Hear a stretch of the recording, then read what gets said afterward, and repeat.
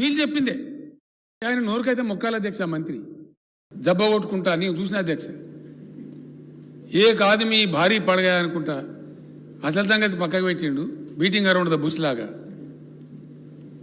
ఇక మీరు కాంగ్రెస్ ఇందిరాగాంధీ చచ్చిపోయి 40 ఏళ్ళకి వచ్చి అధ్యక్ష ఎప్పుడు చనిపోయినారు ఏం కథ 84లో కదా అధ్యక్ష దగ్గర ఒకటి తక్కువ 40 ఏళ్ళకి వచ్చి నెహ్రూ గారు పాపం ఆయన స్వతంత్రం తెచ్చి జైల్లో పడి మన్నవాడి నాశనం అయిపోయి ఆయన చచ్చిపోయి 60 ఏళ్ళు దాటిపోయి కావాలి మీరు 60 ఏళ్ళ కింద వాళ్ళ అవగాహన చచ్చిపోయింది ఇంకో 40 ఏళ్ళ కింద చచ్చిపోతే వాళ్ళ పేరు తీసుకొని ఆమె ఇన్ని గవర్నమెంట్ కూలగొట్టింది అన్ని గవర్నమెంట్ కూలగొట్టింది అని ఈయన ఎప్పుడు ఆయన లేచి రాహుల్ గాంధీ గారు లేచి నువ్వు తక్కువ కూలగొట్టావు నువ్వు ఇన్ని కూలగొట్టావు ఆయనే ఎప్పుడు అంటే ఇక చోటాబాయి సుబానాల్లా బడేబాయి మాషాల్లా అన్నాడు.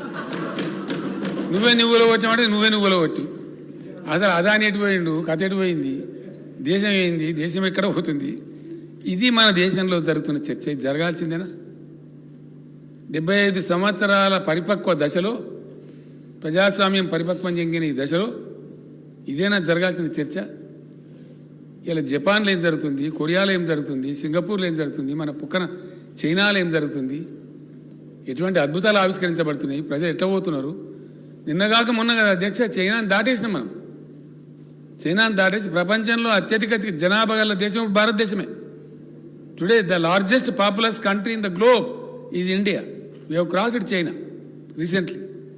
ఇంత పెద్ద జనాభాను పెట్టుకొని వాళ్ళ జీవితాలతో పరాస్కాలు ఆడుకుంటూ మనం ఈ విధంగా చాలా దారుణంగా ప్రజలను ఓడగొట్టడం అనేది ఏ పరిస్థితిలో కూడా దయచేసి కరెక్ట్ కాదు. ఇది మంచిది కాదు, భవిష్యత్తు కూడా మంచిది కాదు. మరి దీనికి అంతమేందో ఎట్లా పోతుందో. The most disgusting speech by the honourable prime minister of India. Most disgusting. ఒక సభలో కాకపోతే ఇంకో సభలో మంచిగా మాట్లాడితే నేను కూడా ఆస్తుని చూసిన అధ్యక్ష. Because country is in a very critical situation. 10 lakh crores for India is not a small thing. It's a big issue. And so many crores of people are involved in that. దాన్ని అంతా పక్కకు పెట్టి ఆ టర్మాయిల్ని పక్కకు పెట్టి దానికి ఏం చేస్తామో చెప్పకుండా దాన్ని ఒక చీకట్లో పెట్టి డార్క్లో పెట్టి ఇద్దరు ఓలకోలు నిందించుకొని త్వంశ ఉంటా అంటే త్వంశ ఉంటా అన్నట్టు. నువ్వు నాకన్నా పెద్దసి ఉంటావు, నువ్వు నీకన్నా పెద్దసి ఉంటావు, నువ్వే నీ గవర్నమెంట్లు కూలొట్టావు, నిన్నేను ఇదే అధ్యక్ష. ఇది జరగడం దురదృష్టకరం.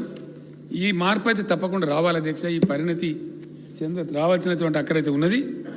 FRBM కింద దొంగ లెక్కలు కోతలు రేపు ఉంది అధ్యక్ష. రేపు ఆర్థిక మంత్రి వాళ్ళంతా చెప్తారు రేపు సభకు. నేను బట్టి గారిని కోరుతున్నా అధ్యక్ష అందరికన్నా ఎక్కువ శాసనసభ నడపాలని మేము ముందుంటాం.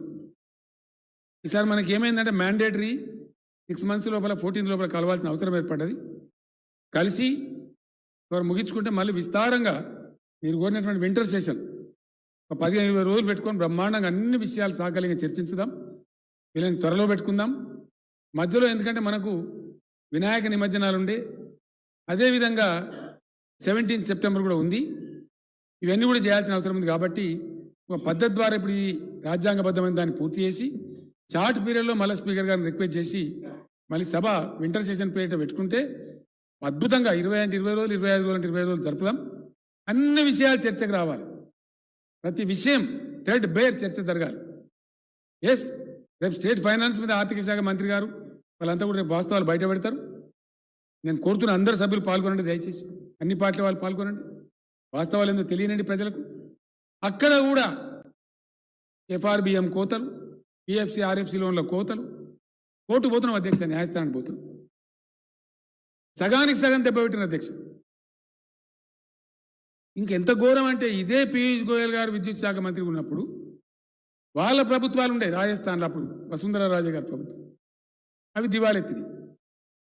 దివాలెత్తితే వాటిని బెయిల్అవుట్ చేయడానికి తెచ్చిన ఒక స్కీమ్. ఆ స్కీమ్ పేరు ఉదయ్. మనకు అవసరం లేకుండా అధ్యక్ష మనం అట్లా దివాలెత్తలే. మన సంస్థలు మంచిగా పనిచేస్తుండే. కానీ మీరు కూడా తీసుకోవాలి. మడుగులవాడ దున్నపోతు మంచి కింద కూర్చుంటారు కదా అధ్యక్ష, మీరింత ఊసుకోవాలి బురద.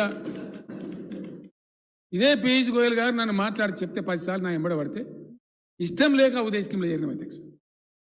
ఏందా ఉదయ స్కీము? డిస్కామ్లు ఏమన్నా ఇంతకుముందు గతంలో లోన్లు ఉన్నట్టయితే మనం 11,500-12,000 కోట్లు ఉండే. రాష్ట్ర ప్రభుత్వం తీసుకోవాలి భారాన్ని, తీసుకున్నాం. ఎట్లా కరెంట్ తక్కువ ఉంది మన దగ్గర, మంచిగా వేసుకుని అక్కర్నది, స్టెబిలైజ్ చేసి అక్కర్నది. కొత్త సబ్స్టేషన్లు కట్టాలి, లైన్లు వేసుకోవాలి అనే బాధతోని సరే పర్వాలేదని చెప్పి తీసుకున్నాం అధ్యక్ష. అది కూడా అప్పు కింద పరిగణిస్తాం, మీ ఎఫ్ఆర్బిఎంలో కోత పెడతామన్నారు. వీళ్ళు చెప్పిందే. ఆయన నోరుకైతే మొక్కాల అధ్యక్ష మంత్రి. వీళ్ళు పోయిన 5-6 మంత్రులు నేను లేను. ప్రశాంత్ రెడ్డి గారు ఉన్నాడు, మన నిరంజన్ రెడ్డి గారు, అజయ్ గారు, జగదీశ్వర్ రెడ్డి గారు, 7-8 మంత్రులు పోయినారు. పోయి ఆయన చాంబాలు ఉంటే ఆయన మంది నిలగొట్టేసి ఏమంటాడు ఆయన, ఎందుకా మీరు 2,000 రూపాయల పెన్షన్ ఇస్తాను, దుబారా ఇస్తాను, మేము 600 ఇస్తాను గుజరాత్లో, మాకు ఎత్తలేరా ఓట్లు, మీరు పిచ్చోళ్ళు, మీరు రైతు బంధు ఎందుకు ఇస్తాను ఇది మాట్లాడతారు అధ్యక్ష. వడ్లు మీరెందుకు కొంటారు నాకు అర్థం కాదు. 1200 అమ్ముకుంటారు, అమ్ముకొని మీకేంది పెద్ద మీరు లేదు, ఏ రాష్ట్రం చేయండి, మీరెందుకు పెద్ద సిపాయిలా, ఇది మాట్లాడతారు అధ్యక్ష. ప్రైవేట్లో ఉదయ్ తీసుకోమని ఆయన నాయంబడబడేది, తీసుకున్న ఉదయం మళ్ళీ ఇప్పుడు గోల్మాలు తిప్పుతామంటే మళ్ళీ కోర్టు కోతామంటే మళ్ళీ ఇచ్చారు అధ్యక్ష. అరే మీరు ఇచ్చిన అప్పు కదనే, మీరు ఎత్తుకోమంటే ఎత్తుకున్న భారం ఇది ఎట్లా కట్ చేస్తారు? అసలు లోపల జరిగేది ఈ కథ అధ్యక్ష. నేను అందుకే అంటున్నా, వింటర్ సమావేశాల పేరిట 25 రోజులు జరగాల్సిందే శాసనసభ. ప్రతి విషయంలో ఈ కేంద్ర ప్రభుత్వం యొక్క దుర్నీతి ఒక గంటలో చెప్పలేం అధ్యక్ష, ఒక అర్ధగంటలో చెప్పలేం, అంత కథ ఉన్నది 8 ఏళ్ళ. ఈ విశ్వగురువు పెట్టే ప్రసాదం ఏందో, ఈ దేశాన్ని యాడ తీసుకుపోతారో,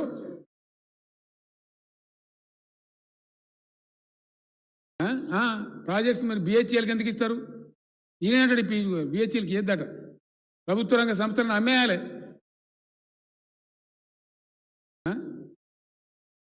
ఇక అది కూడా చెప్తే ఇప్పుడు లాస్ట్ పాయింట్ అదే చెప్పి ముగిస్తాను. విశ్వగురువు వారి యొక్క విశ్వరూపం ఏంటంటే అధ్యక్ష, భయంకరం అన్నమాట. దేశం పరువైపోతుంది. ఏ రోజు కూడా వేరే దేశాలలో మన ప్రధానమంత్రి వ్యతిరేకంగా ప్లేకార్డులు పట్టుకొని నిరసనలు చెప్పారు అధ్యక్ష. Narendra Modi, don't exploit hour weakness, don't help your business friends అని శ్రీలంక దేశంలో యువకులు లక్షల మంది, వేల మంది ప్లేకార్డులు పట్టుకొని మా బలహీనతను, మా ఆర్థిక బలహీనతను మోసం చేయకండి, దోపిడీ చేయకండి అని అరుస్తా ఉన్నారు అధ్యక్ష. అక్కడ ఎలక్ట్రిసిటీ బోర్డు చైర్మన్, ఆ దేశ ఎలక్ట్రిసిటీ బోర్డు చైర్మన్ భారత ప్రధానమంత్రి గారు ఒత్తిడి చేస్తేనే అదాని అండ్ కంపెనీకి అది ఇచ్చినాము, ఆయన హై రేట్లు అమ్ముతున్నాడు పవర్ అని statement, recorded statement, official statement ఉంది అధ్యక్ష. Before the parliament committee of Sri Lanka. ఇంకో భయంకరమైన ఈ అందమైన ముసుగు రిఫార్మ్, విద్యుత్ సంస్కరణలు అనే ముసుగు ఏం చెప్తారు అధ్యక్ష? ఇక్కడ మన సింగరేణిలో చాలా ఎఫిషియెంట్ మన తెలంగాణ బిడ్డలు పనిచేసారు. నా దగ్గర ప్రిన్సిపల్ సెక్రటరీ ఉన్న నరసింహరావు ఉండే ఎండి